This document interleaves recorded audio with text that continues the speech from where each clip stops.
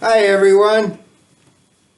It's nice to be here, even if we are not able to touch each other. Before I read my favorite story, I want to remind all of you that Santa will still make it to your house on Christmas Eve, and I hope I bring the presents that you asked for.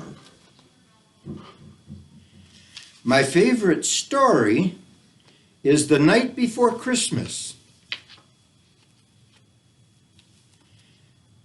'Twas the night before Christmas, when all through the house not a creature was stirring, not even a mouse. The stockings were hung by the chimney with care, in hopes that St. Nicholas soon would be there.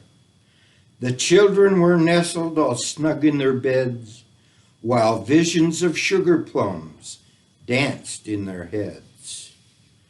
And Mama in her kerchief, and I in my cap, had just settled down for a long winter's nap, when out on the lawn there arose such a clatter.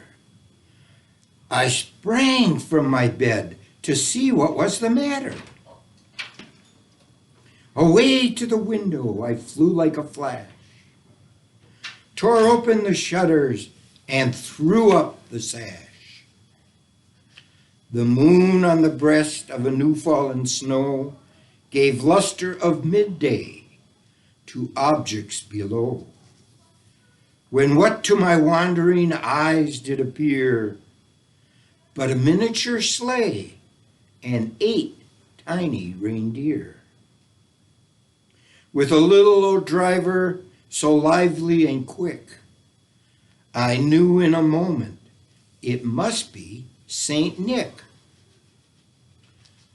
More rapid than eagles his coursers they came, and he whistled and shouted and called them by name.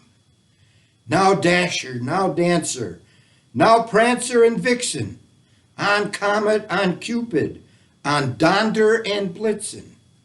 To the top of the porch, to the top of the wall, now dash away, dash away, dash away all. As dry leaves before the wild hurricane fly, when they meet an obstacle and mount to the sky, so up to the housetop the coursers they flew, with a sleigh full of toys, and St. Nicholas too. And then in a twinkling I heard on the roof the prancing and pawing of each tiny hoof. As I drew in my head and was turning around, down the chimney St. Nicholas came with a bound. He was all dressed in fur from his head to his foot, and his clothes were all tarnished with ashes and soot. A bundle of toys he had flung on his back, and he looked like a peddler just opening his sack. His eyes, how they twinkled, his dimples how merry. His cheeks were like roses, his nose like a cherry. His droll little mouth was drawn up like a bow, and the beard on his chin was as white as the snow.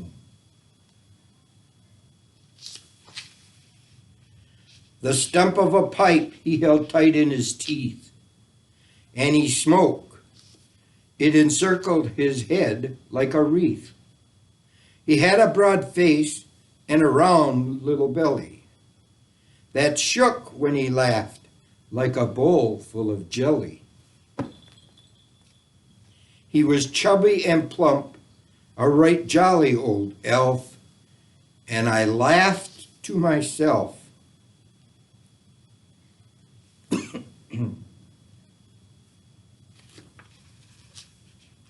A wink of his eye and a twist of his head soon gave me to know I had nothing to dread. He spoke not a word, but went straight to his work.